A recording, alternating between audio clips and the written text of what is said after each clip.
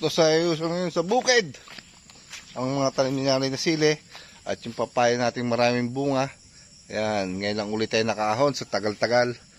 At na-hospital nga yung aking mag-ina. At yung pinagamot kaya hindi tayo nakaahon.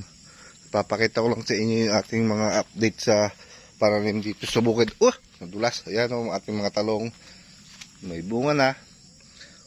Ating patawla. Malago na. Gaganda yan. May bunga na siya ditong malaki eh. Kaya lang ganyan ang itsura. May korte. Sexy. How! Dahil bulaklak oh. Ang ganda. Yung sili niya doon sa likod oh. Tataas na. Ganda. Yung mga setaw. Mga pangkain-kain lang yun dito. Pero may naitanim. Ayan ang ating luyahan. Tayo magdilinis dito para gumandagad ng tignan. Para ayos ang ating bukid. Nandito tayo sa kubo. At kami nga pala nakaharvest ng suha o lukban.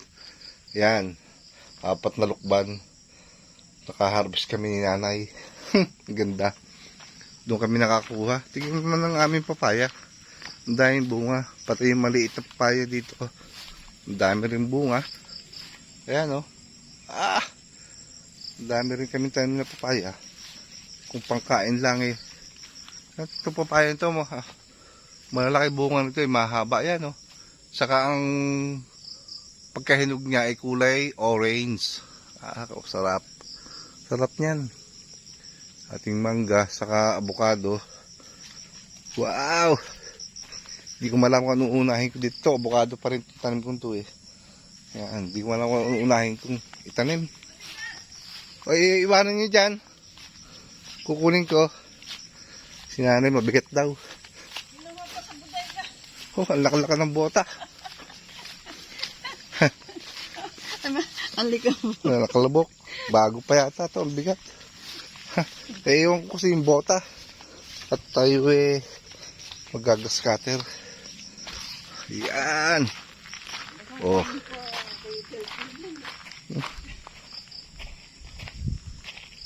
Pinatay mo. Bakit itong